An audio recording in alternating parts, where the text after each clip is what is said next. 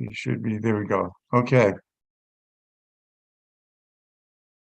Well, welcome to the joint meeting of the Maryland Heights and Creve Coeur Township Democratic Clubs. I'm glad you could all make it this evening.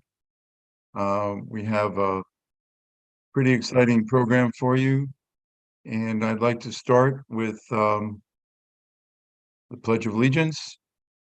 So if you would join me, I pledge allegiance to the flag of the United States of America and to the republic for which it stands, one nation, under God, indivisible, with liberty and justice for all. Okay. And if there are any elected officials or elected officials representatives on the line today, if you would introduce yourselves.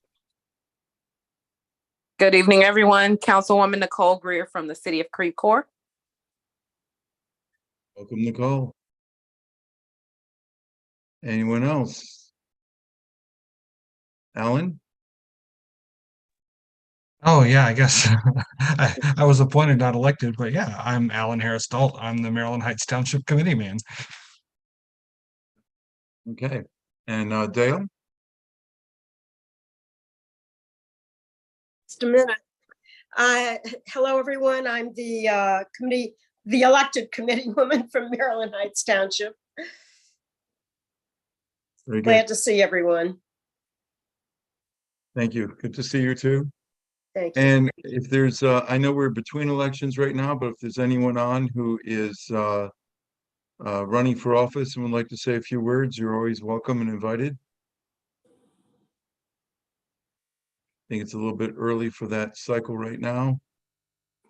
Okay, and Alan has one announcement, and if anyone else has announcements, we'll hear those after Alan. Alan, if you want to talk about that upcoming thing. Sure. So there is a conference called the Movement Conference. It's run by the Movement Cooperative. It's a conference that is going to be in St. Louis, May 2nd through 5th. And it's all about data and progressive community building and politics sort of coming together. So people can learn technical skills, talk about ways to use data tools and think about community building and power building with sort of that information data resource lens. It's pretty cool that it's going to be in St. Louis. They do have discounted rates as of tonight. The price will go up tomorrow, I believe, but the discounted rates are for $100 for people who actually live in the St. Louis area. So if this is something that might interest you, feel free to check it out. I just dropped a link into the chat so you can access that to learn more about everything. Registration will be going on for another week or two. But again, you know, the discounted rates for St. Louis folks, I think ends tonight. So yeah, if that's something that's interesting to you, have at it. A link in more about everything.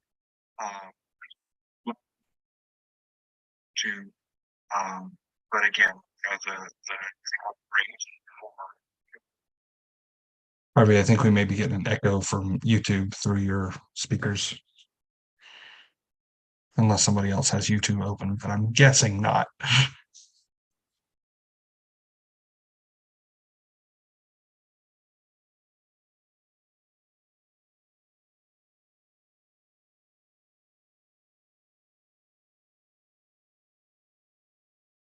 Okay, sorry about that. I think I fixed it. No more echo, right? So Can you far, guys hear me? Okay. Yeah, that was weird. I had opened up another window and it started doing that. Okay, well, thank you. It sounds like an interesting project. If anyone does plan on going, if you could, I guess, email me just so we can kind of keep track and maybe have you as the speaker at our next meeting to tell us how great the conference was or not. Okay. With that, I have a short video that I'd like to show before we turn the meeting over to Debbie Kitchen.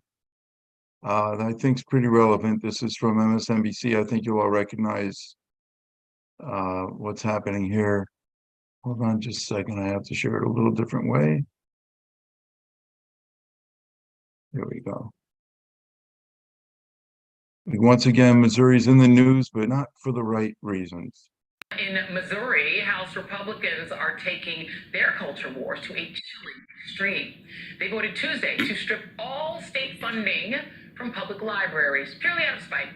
They did it because Missouri librarians are suing the state over a law that has led to the banning of 300 books, many of them, unsurprisingly, authored by or telling stories about people of color and LGBTQ people. Joining me now is MSNBC political analyst and former Senator Claire McCaskill. And Claire, I mean, you now have to have travel advisories in Florida. And Missouri Republicans are saying, we're going to defund the libraries. Make it make sense. Well, it's very hard to. Absolute power not only corrupts, but it also produces really extreme viewpoints. When you think you are absolutely free of any threat, other than from someone further to more extreme than you are, then you go for it. And in Missouri, we have a trifecta going in this legislative session. First, we have the fact that they have passed the most restrictive abortion law in the country. From conception, no exceptions, rape victims are forced to give birth in the state of Missouri if they are impregnated by the criminal who attacked them.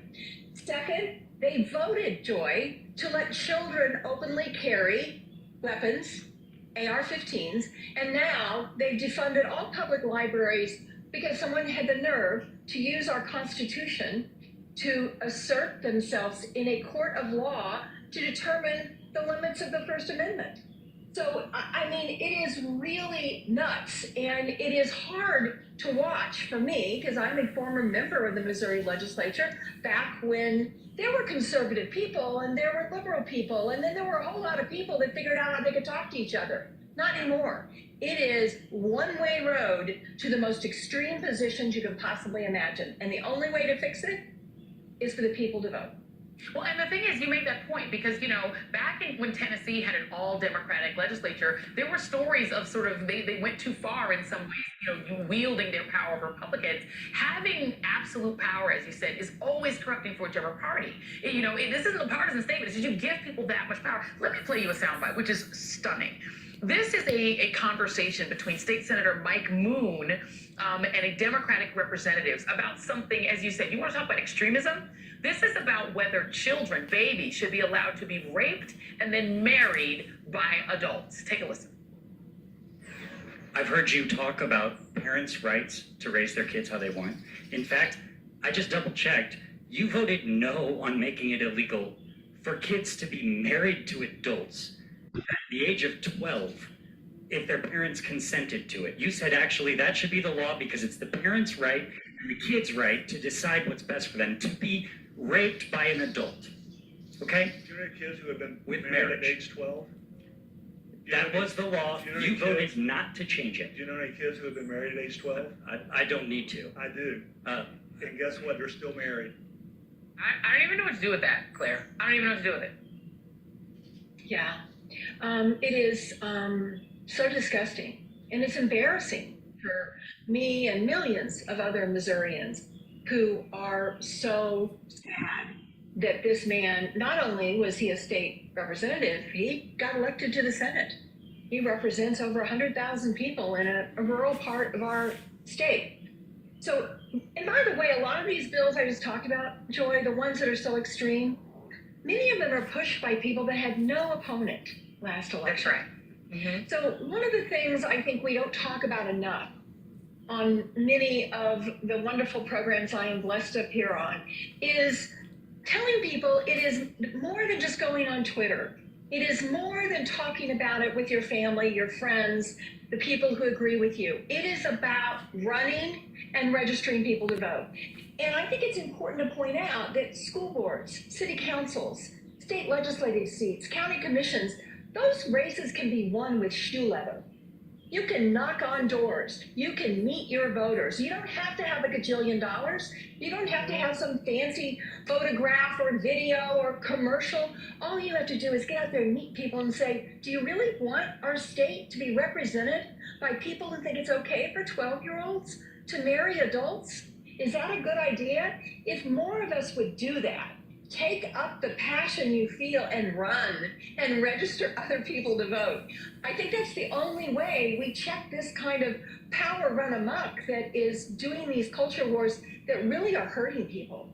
You are speaking my language, my good sister, because I am a broken record on this, that I think people have difficulty connecting voting and elections all up and down the ballot to preventing people like this from having power. Representative Clay Higgins of Louisiana says that over time, American communities will build beautiful church-owned public access libraries. Churches will. I'm going to help these churches get funding. We will change the whole public library paradigm. The libraries regular Americans recall are gone. They become liberal grooming centers. If you think that sounds bonkers, don't think for a second that that person will not enact that. Because as you said, Claire, he will run unopposed. The people who think that's crazy won't vote. The young people will march, but not necessarily vote. And a lot of people will get hurt simply because, DeSantis only won because 1.3 million Floridians stayed home. That's the thing that drives me nuts. Yeah, public libraries. I grew up riding my bicycle to a small public library in a very small rural community where we lived at the time. And that public library was my lifeline to imagination and to learning.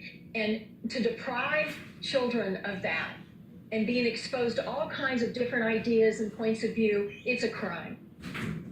It's an absolute crime. I love libraries the exact same way. And today, by the way, I got my Library of Congress library card, and I came out and was so giddy and was like geeking out with all the librarians. Let's save our libraries, but y'all gotta vote. Former Senator Claire McCaskill, thank you, and we're back after this.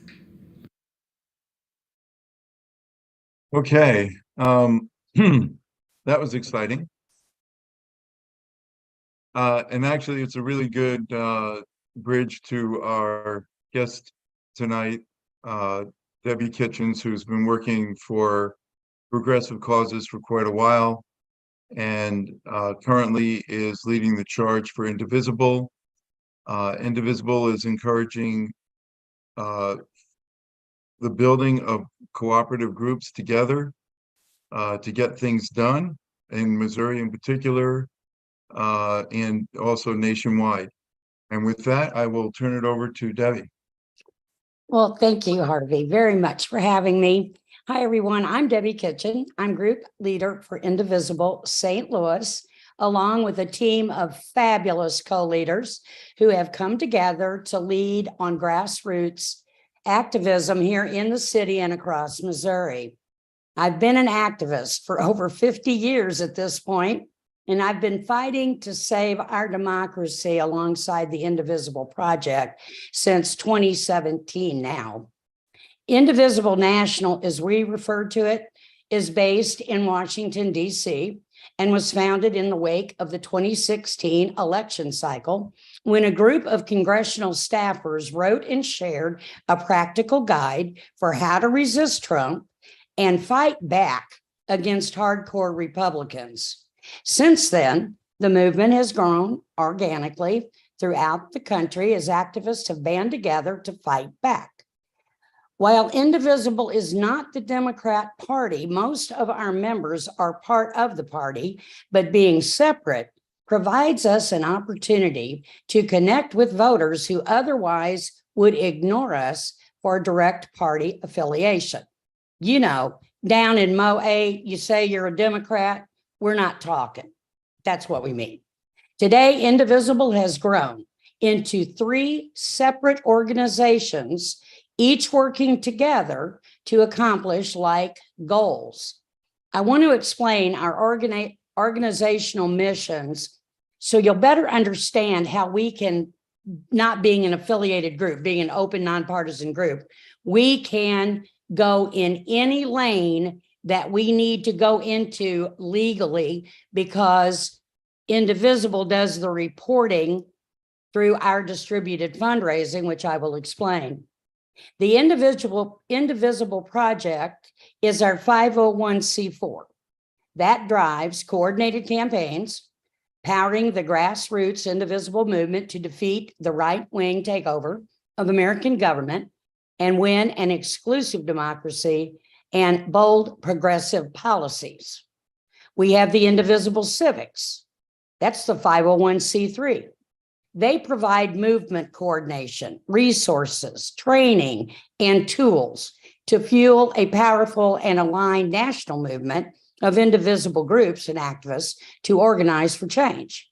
And then we have our PAC, Indivisible Action, that channels grassroots energy into electing progressive candidates who will work towards an inclusive democracy that provides for the needs of all people and to defeat politicians who will stand in its way. Indivisible has been known in other states when the Democratic Party did not want to challenge an incumbent who was horrible and needed to be replaced. Indivisible groups primaried those candidates. That is another gift that we have for being a true progressive engine for change. Today, the Indivisible movement is a progressive grassroots movement of millions of activists across every state, fueled by a partnership between thousands of autonomous local indivisible groups and a national staff. Indivisible's national team offers strategic leadership, movement coordination, and support to indivisible activists, and they also directly lobby Congress. They build partnerships, run media campaigns, and develop advocacy strategies. So together, we fight to defeat the right-wing takeover of the American government and build an inclusive democracy. We even have a statewide coalition, Indivisible Missouri Coalition, that has around 8 active groups around Missouri. We're getting ready to do a coalition action soon, so we'll let you know. We are always working to help groups that are dormant become active again. I think Cameron mentioned if we got the groups that are dormant in Missouri, we'd be at about 12 indivisibles in the state. That could be pretty powerful in Jeff City. Our goal is building energy and unity that our state party has struggled with. Leadership in the grassroots groups are organizing progressive voters, volunteers, leading protests and rallies. We are blessed to have a national organizer. Cameron McCall-Hennick is our senior national organizer who handles Missouri, Montana, and Indiana. He has brought so much knowledge and he holds our hands when we need him, and we need that quite often. This has truly raised the game for Indivisible St. Louis, and we are so grateful for his expertise in this fight. Our group was the grassroots group who offered a way for people to meet the candidates in 2020 and 2022, with understanding that one of the biggest barriers to voters today is a lack of information on who is running for what. We knew we had to bring candidates to the people. The state party was not actually doing that. We had a candidate coffee to introduce the candidates to our membership. It was very casual. They came on, told their story, why they were running, and maybe took a question or two. Then we had candidate forums, which were very much in debate format. So our membership could hear the differences in their positions. Indivisible National has an endorsement process for federal candidates down to governors. So we as a local chapter not only endorse local and state candidates, but federal candidates and governors. We endorse, and then our candidates' choices are sent up to national to endorse nationally. Trish Gumby, Cori Bush, Lucas Kuntz, and Randy McCallion were all nationally endorsed in 2022. That gave each candidate a $1,000 donation, their personal swag, buttons, bumper stickers, etc., posters, We even provided billboards for the 3 candidates who made it through to the general, all courtesy of Indivisible Action. Fun fact, I'm proud of this. Indivisible St. Louis was the only group in the country that got all of their candidates endorsed. Now, we will get Lucas Kuntz back in the endorsement process as soon as we get the new rules for this year's endorsement process. The national organization provides financial support to the local chapters to help us grow and become more powerful locally. We are given the opportunity to be involved in the distributed fundraising program. We have 2 match opportunities each year. We are in one of those, and we are fundraising now for up to $500 match. I will put the link in the chat after I'm done. So if you feel so inclined, thank you for helping us with our work. Besides the distributed fundraising, they offer so much more for group building. I'm going to try to share my screen. Bear with me. Can I be a host?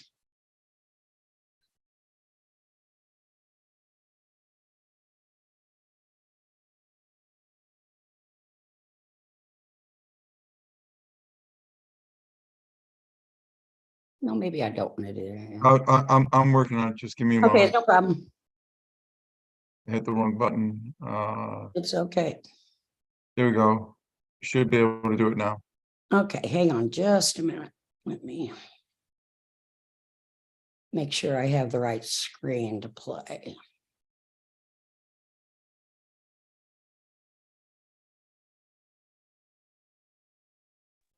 Well, this is not. If you're playing a video, make sure you check the 2 boxes on the bottom left.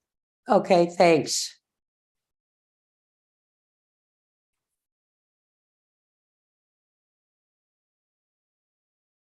I'm just trying to find my financial. Just give me one moment. I'm sorry.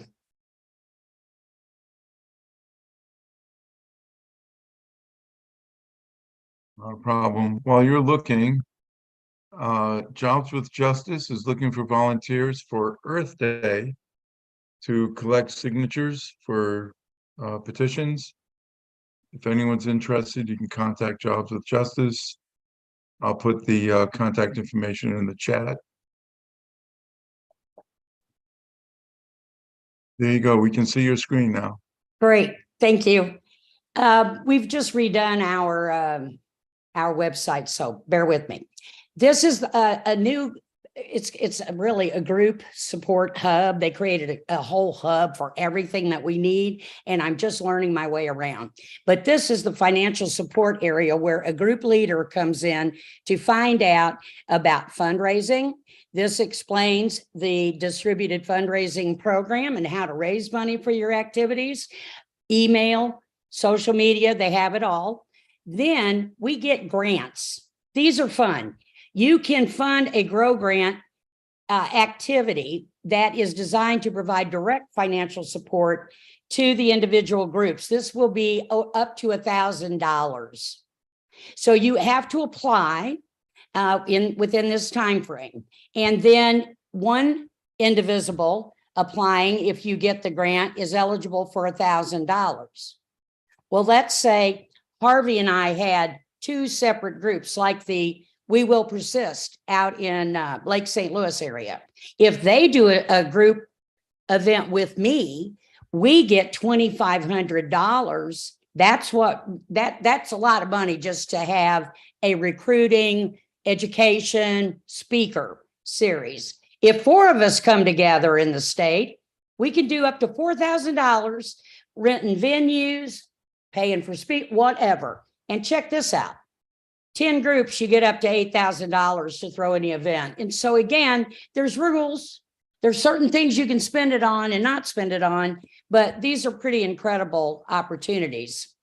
Then we get reimbursed for community building activities from Indivisible National. This is called the Indivisible program. This lets us have gatherings that help us organize your group and build ties among our members and community. No candidates can be involved in this. This cannot be a candidate where he comes in to tell us something. They can be there and they can have fun with us, but they can't, it's not a candidate function. So you can do a community building and again, up to $1,000. So we have lots of fun ways to resist, if you know what I mean. So let me stop sharing. Thank you.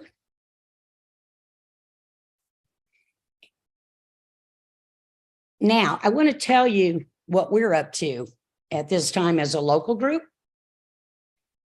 I personally have been a member of National's #Truth Brigade since the beginning of the program. And this is our disinformation fighting group. And I think you all will recognize and admit that we have a horrible problem with misinformation, disinformation, and just liars on the other side. So it's important to me to bring what I've learned on the national level, and we can bring it to the local level. And that is something that we're hoping to do by creating a local statewide truth brigade to combat the disinformation in our local and state government here in the supermajority red Missouri. So stay tuned for more information as we develop this group. And you again can learn more at the indivisible.org/campaign/truth brigade. Here's what it looks like. We have our own website. It's really sharp. And we meet on the 2nd and 4th Tuesdays. And in Missouri, Central Time, 5:30. They're very prompt on their time. They announce campaigns one Tuesday. And then that's a training for any newbies. You get a little, you go into a side room and they will help you understand the truth sandwich and all of these kind of things. But I'm very proud to be part of this. As you can see, our statistics, we're doing a pretty good job. And we have over 6,000 people now in the Truth Brigade nationally. So again, we want to do a grassroots powered lie stopping, person by person, mind by opened mind. So again, here is your way to get into that room. And I do urge all of you to go to the Truth Brigade. We're not seeing your new screen. Oh, it's in the Chat. yeah, thank you. Yeah, in the chat. Oh, I'm sorry, I didn't share my screen. I apologize.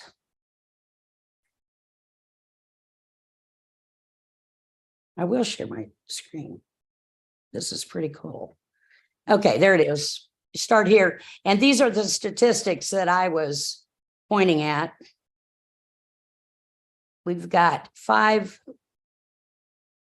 Twitter, I can't believe this. 14% of misinformation spreaders shift their thinking with just one indivisible truth sandwich message. We've had over 75 trainings and 6,000 people again are part of our group. And we want to bring it down to our local level. But again, when you go to the link I put in the chat, join the community. Every Tuesday, 2nd Tuesday, 4th Tuesday of the month.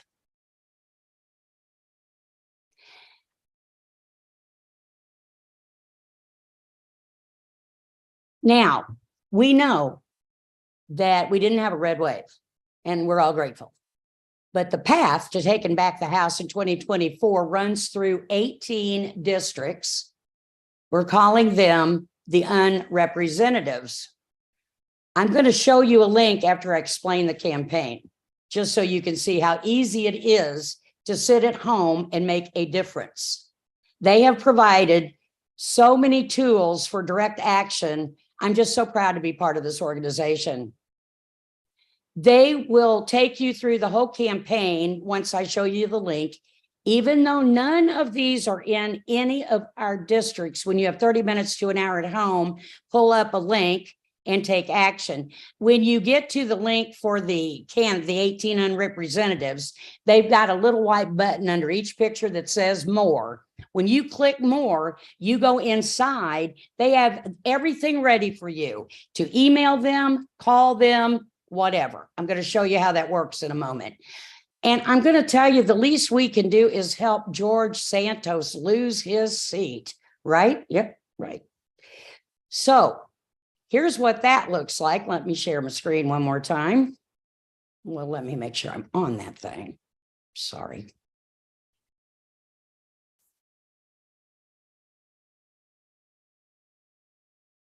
All right.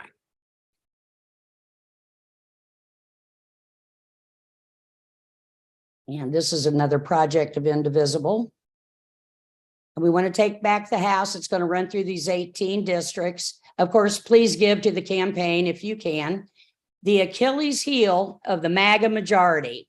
They explain this whole scenario to you. There's 18 Republicans who won districts in the midterms that Joe Biden won in 2020. So our political team believes these are the way that we take back the House.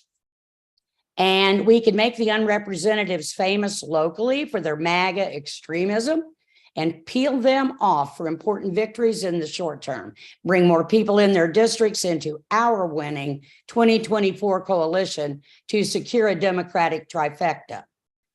All in? All right, sign up for this campaign. You will be emailed every time they do anything on the campaign, whether it's a training or an action that they want you to take. That's where you sign up. And let's just, for fun, let's go find that guy. Here he is. More. Oh, here's George. Okay, so now it tells you about George, right? He's voting with Marjorie Taylor Greene 93% of the time. So they're going to give you a MAGA index on every one of these candidates. Then they're going to tell you all about George. And then they're going to give you some statistics, the margin of win, the margin Biden won by. And here's where you can go down and tell George what you think. You can write a letter to the editor. You can get a call script and call him. You can, what is this one? Oh, this wants us to give. So again, you can take action on every one of these campaigns. If you want to find a group to coexist with in New York District 3, you go here, find a group. So again, we're making it fun to resist. And again, there are 18 unrepresentatives. And how we win will be to expose their extremism, boost the local power, organize for accountability, grow the movement locally for the long term to win. And then, of course, click here if you want more information. Okay, now one moment.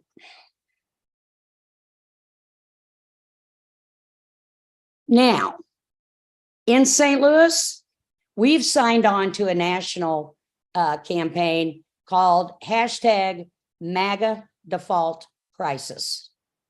We are going to participate in Nationals Week of Action, May 19th through the 26th.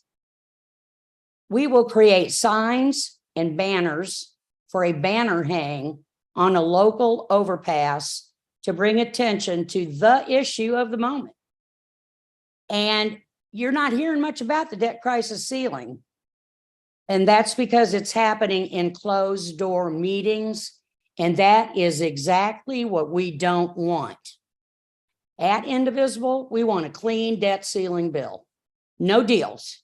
We don't want Democrats that haven't signed on to our letter of commitment to be meeting in back rooms making deals. That won't work for us. So there are MAGA extremists that are using the debt ceiling crisis to bring our economy to its knees. This is where they're coming for Social Security, Medicare, and Medicaid. This is not a drill. This is on their menu.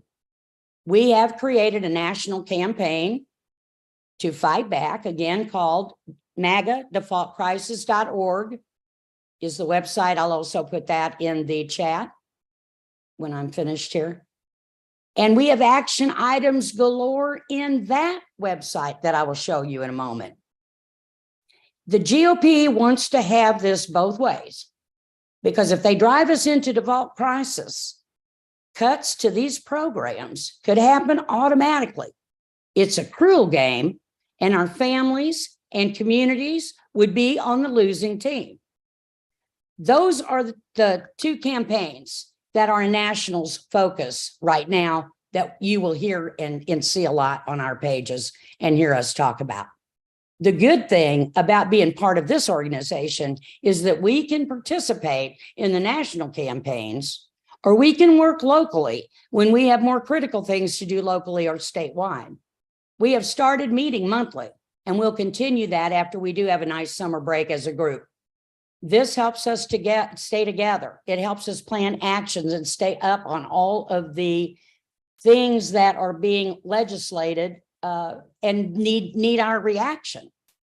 We never stop, won't stop.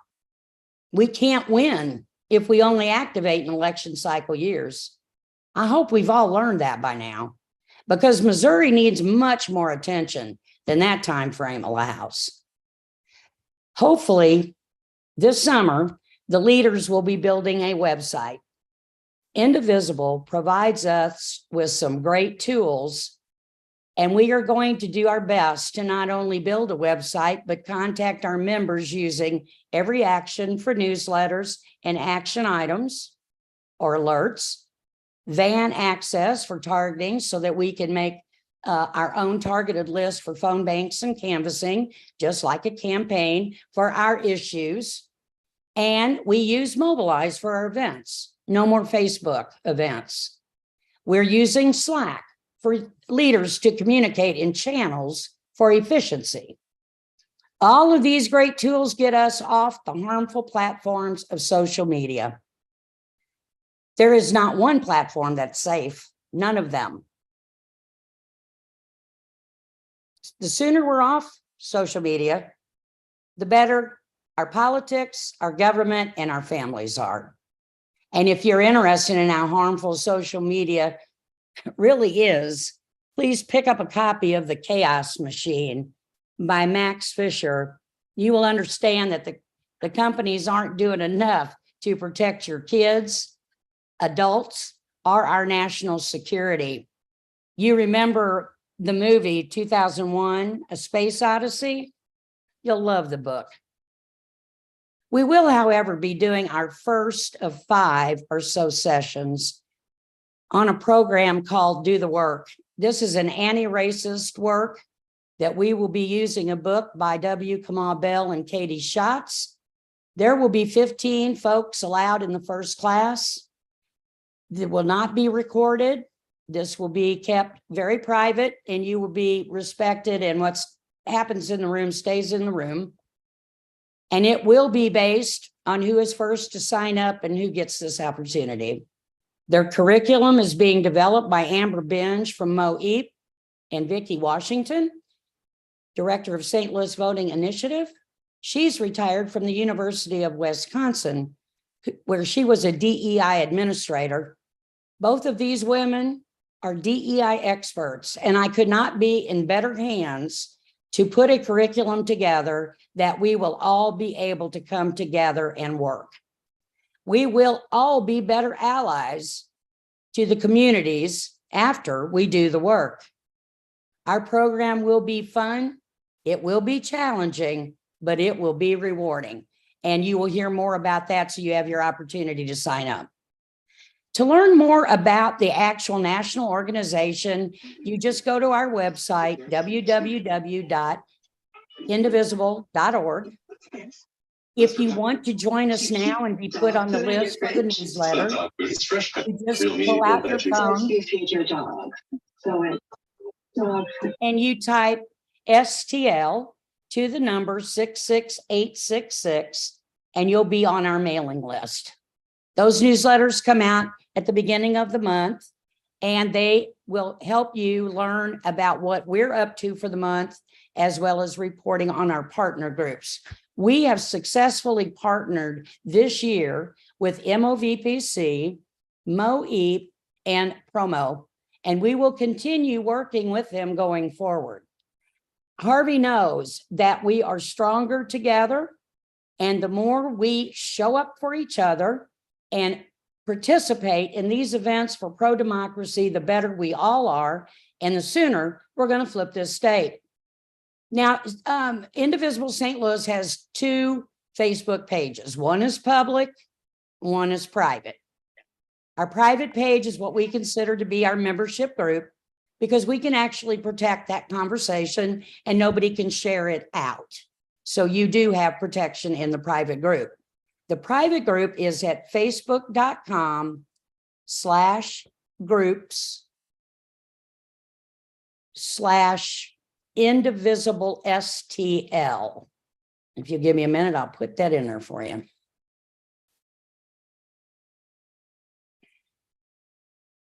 And again, private group.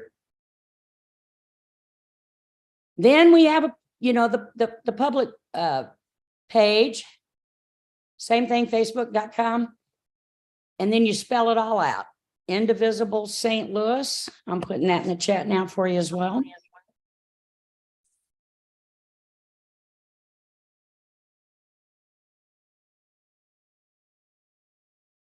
And I just want to give a recognition to the people that helped me put this all together. And that's why we're doing so well and having so much fun.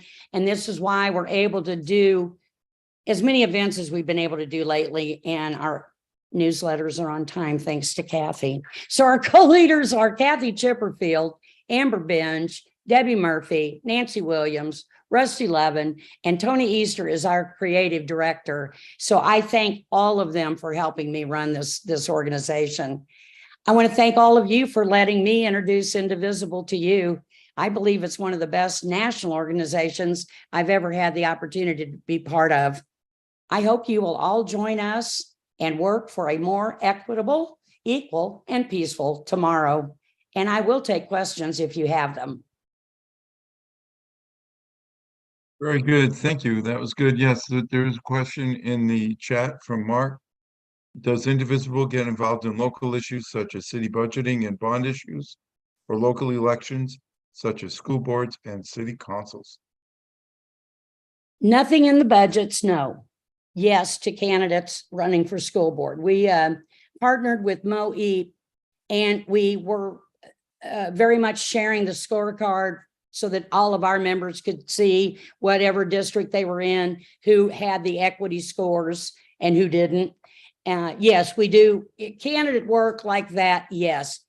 The only thing we didn't do this year that we probably need to rethink is we did not involve ourselves in the aldermanic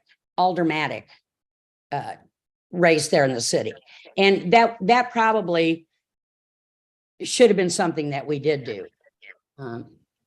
But I need leaders, come on and step up, because I need leaders that want to take charge of things like that. That's why we want to grow this group.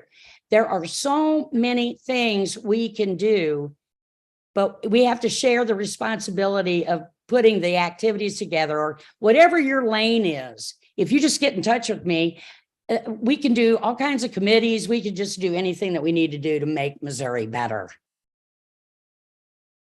Excellent. Are there any other questions?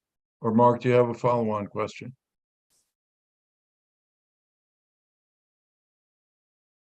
If you have a question, feel free to unmute yourself and just jump in.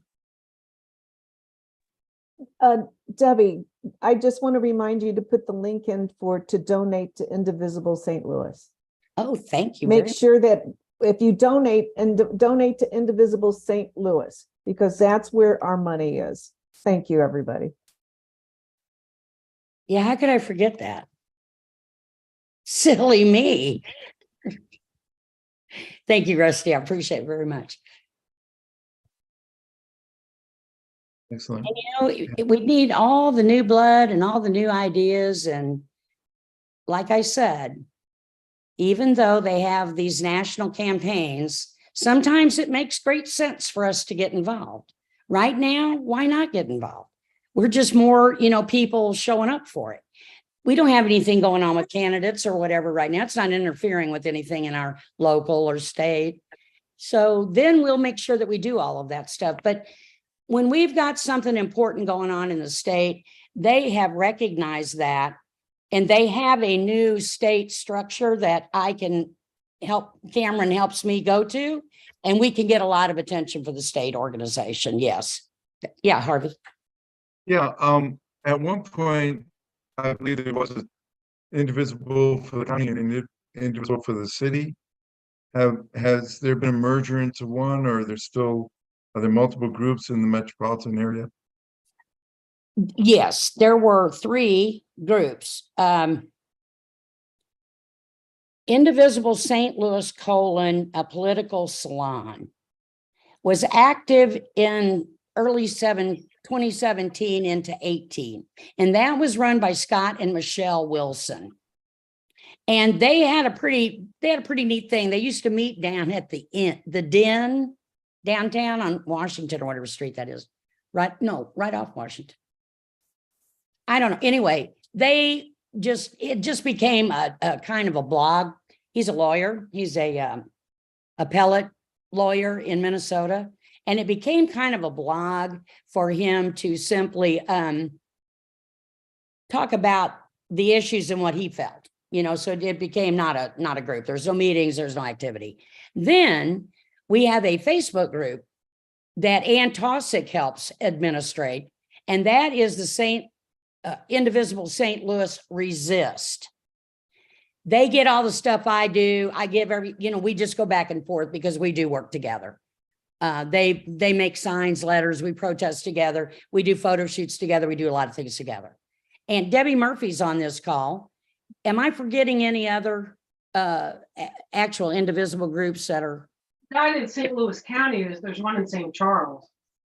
We St. will Louis, persist. We will persist. And they're a great group too. Yeah, and Ann Taussig's group, I help moderate.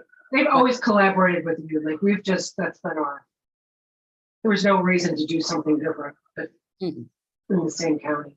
So I think we learned that it was better to just come together than to keep trying to have, 50 over here, 100 over there. And we do have a tremendous, Facebook is Facebook. I don't like Facebook, but we have 79 to 8,000 people watch that page all the time. And then we have 842 actual people on the private page, which again, we look at as our, as a membership only because we can protect what they say. And we definitely, put the activities there for them.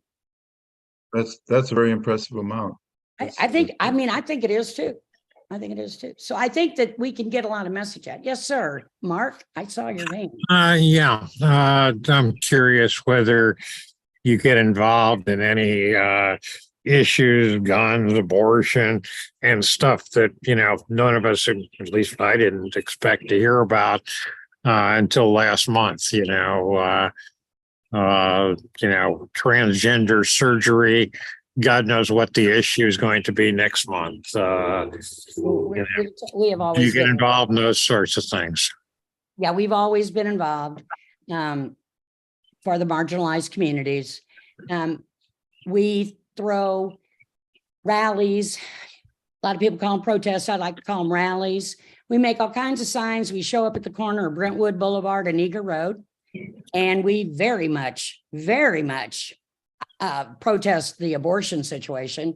We show up when pro-choice tells us to show up, or Planned Parenthood or NARAL, whoever's doing the deal, they let us know where they're going to be, and we let our membership know to get it on, get your sign and go. Yes, we want to have Roe codified. We want to quit playing. We would also like the Supreme Court to be expanded. You can read a lot more about the national positions if you just go to indivisible.org and start looking around. We have a really transparent organization. And I'm really proud of them. They are on the right side of history. They're right there. They're very much about the gun. They want the gun thing, let's ban all assault rifles, common sense gun laws, all of the things that are good, that moms demand action. We would partner with them, yes. Excellent. Any other questions at this time? Okay, seeing no hands raised and hearing none. Thank you very much, Debbie. It's Thank you. appreciated. Thank you. For the group, and Debbie, you're welcome to please stay on. We usually go till around 8:30, so we have a little bit of open mic time. If anyone has any announcements or any particular issues going on that you want to speak about, I will throw one thing out there. The attempt to walk back the conversation about the 12-year-old getting married by that representative who was in favor of it. It actually turns out that from his perspective, it's an anti-choice situation. And he further explained that the 12-year-old was pregnant and that I guess getting married at 12 was a better alternative than having some type of choice for an abortion. So once again, our state seems to be driven by the anti-choice folks. And that's an interesting area for it to splash into, is keeping it legal for 12-year-olds to get married. If there's anything else you guys want to talk about, anything in the news?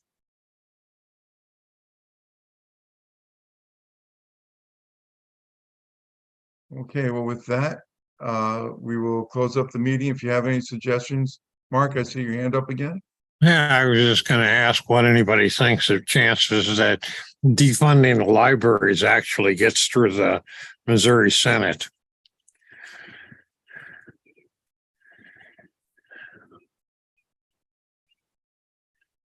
Anyone want to comment on that? Well, oh, go ahead, Debbie. You know a lot more than me.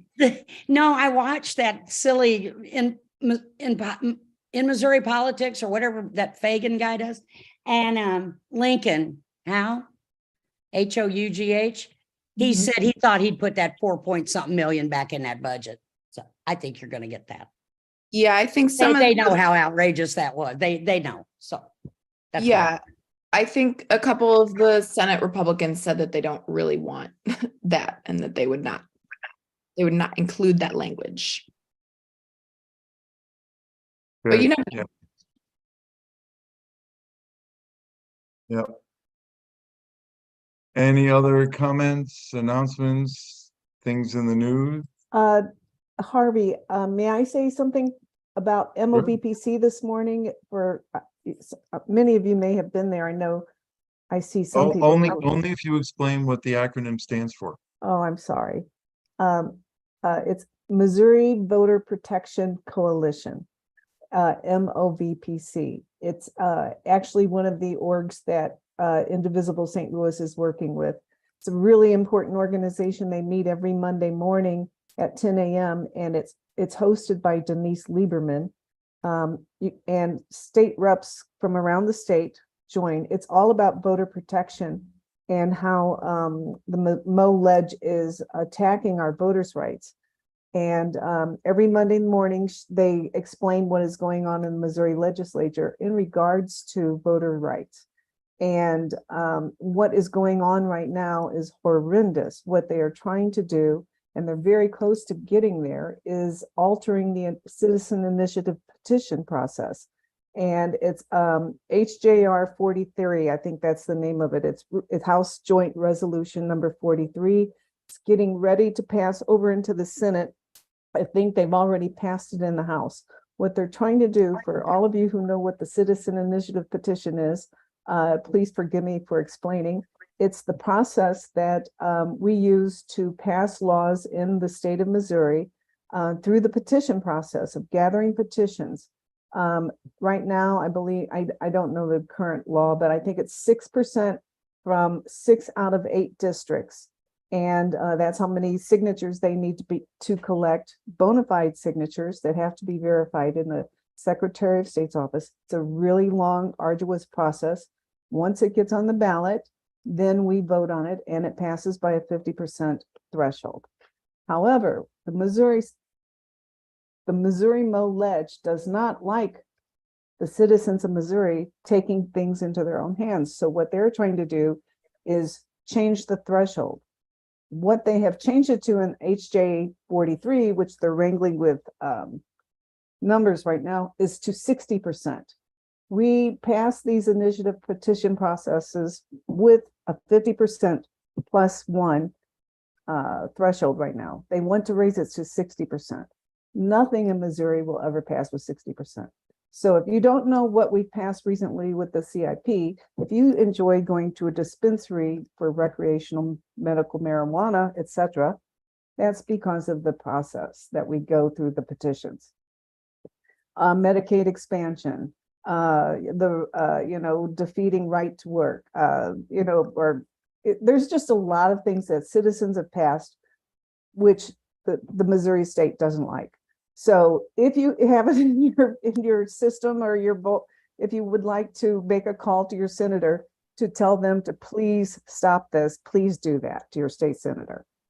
Aren't they also changing the threshold to get items on the ballot to all 8 congressional districts? And yes, they're changing it to you're gonna. Well, that was one of the things that they were talking about. I don't know if that's part of it now. They were talking about increasing it to 8, getting like 8% from all 8 districts. I mean, they were raising it to a ridiculous amount. So, but I think they may have taken that verbiage out. But they are already trying to raise the threshold to pass it.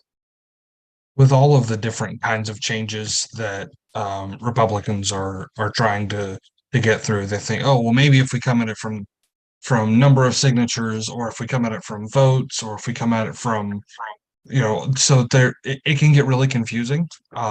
What the Missouri House Democrats have been saying for a while is just no changes. It's worked for over 100 years. Let's keep it like it is. So as you're talking to people about why this is important, you can tell them why it's important, but you want to make sure the bottom line is don't change it. It's working fine to get people's wills represented. The reason And that way why we don't have to get into all the Right, nuts and bolts right. of what this one does versus that one and everything. Well, I'm sorry, Rusty, go ahead. I'm sorry, I didn't mean to interrupt you. One reason why they're jumping on this bandwagon is because, well, they don't like us having any control. But the other reason is because there's a real strong possibility, according to Eli Gross, that there will be a petition initiative for choice, for rights, for women's rights. And that's one reason why they want to change the law now. And it's actually a little more insidious than it sounds. The wording that they would like to see on the ballot starts out saying something about only allowing citizens to vote, which is already the law, but it's one of those things, not everyone's going to read the whole paragraph. They're just going to look at that and say, well, yeah, of course we want to make it so only citizens can vote. That's already the law. The second thing is, especially when you look at our current legislature, the Speaker of the House gets to choose what bills actually go to the floor to be voted on. Even if they're successfully voted out of committee, the Speaker of the House is the traffic cop and gets to decide when and if those bills actually get heard. So all the good work that goes into the committees and people going to hearings, the speaker can still not hear the bill. And that is the word. Dean Plocker's playing games. He's got a strategy. If they are at this place, then he delays it. And then if they're at this place, he's going to do this. And then if the bill's already in committee or out of committee, he's going to do something else. This is Dean Plocker's signature legislation. He wants the IP process gone. So take it for what it's worth. You're right. He's playing games, and they said it will for sure hit the floor. And it's going to, they've got some people to filibuster. We could talk about it private. Yeah, Dean Plocker is the Speaker of the House. So that's right. He gets that call. Yeah. So it's very important. In fact, I'm surprised there's not more activity around raising the public awareness on it. I put, and also Rusty put in the chat box the number for the patch through system. If you want to call your senator, it goes, you just leave your message and your where you live, and it leaves, I'm the one actually who directs it to your senator. So yeah, so please call, let them know that we don't need any changes, that we want our voices heard, and this process is going to make it more difficult for Missourians to make choices. And even if you like your senator and your senator is of like mind as you, please send the message anyway. It helps their struggle to know that we're all behind them. Yeah, they're also, if they do have to filibuster, then it's good for them to have support from their constituents. So give them a call.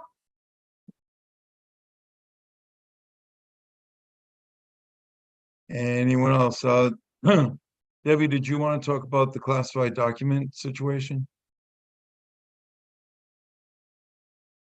I just wanted to bring attention, and I'll go ahead and put that article link in there if it'll let me copy this.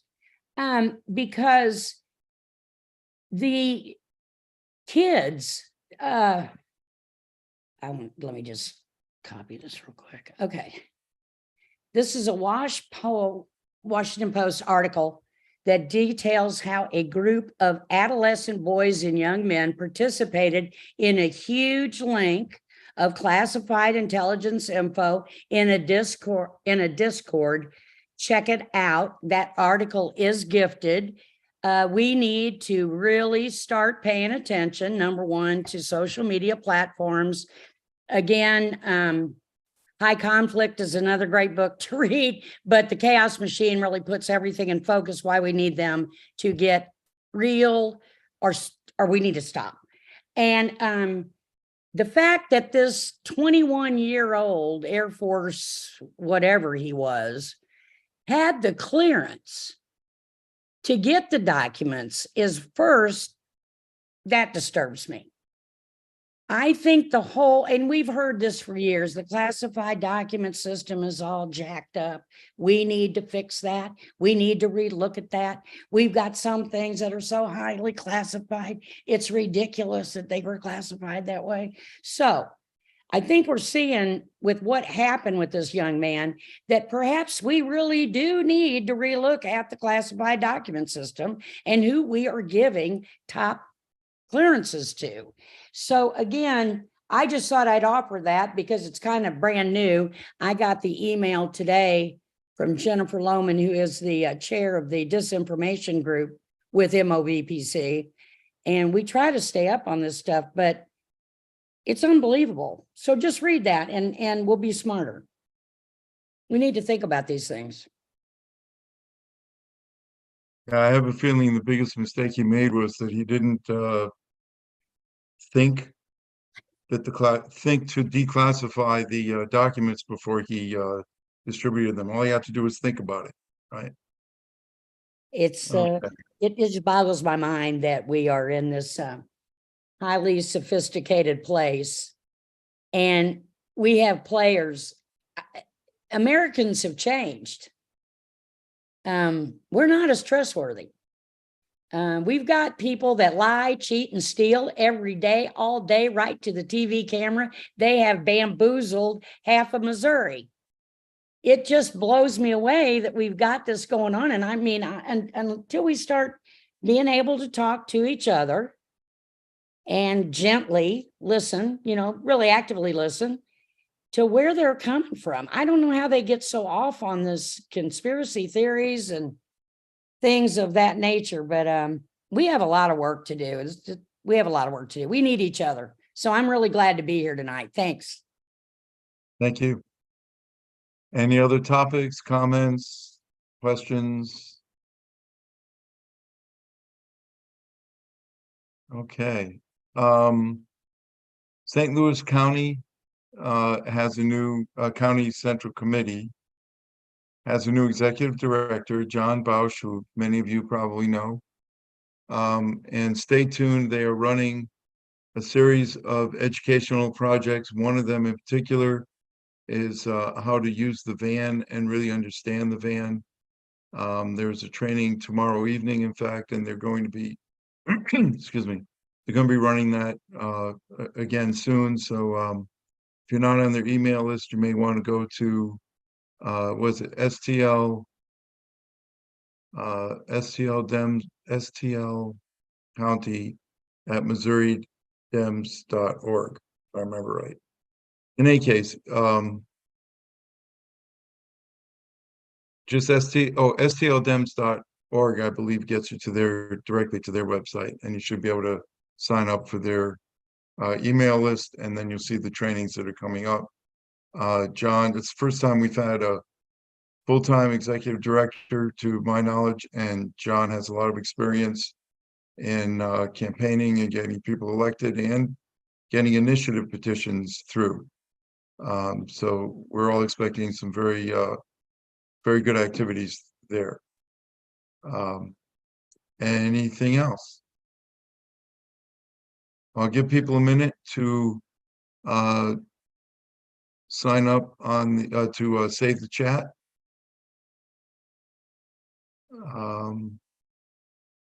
And also, if you have any suggestions for future meetings, please let me know, or Sydney, either of us, and we're more than happy to consider any input. Otherwise, I think we'll call it Remember Jobs with Justice, Earth Day Volunteers. Okay. Thanks, everybody. Have a good month. See you next month.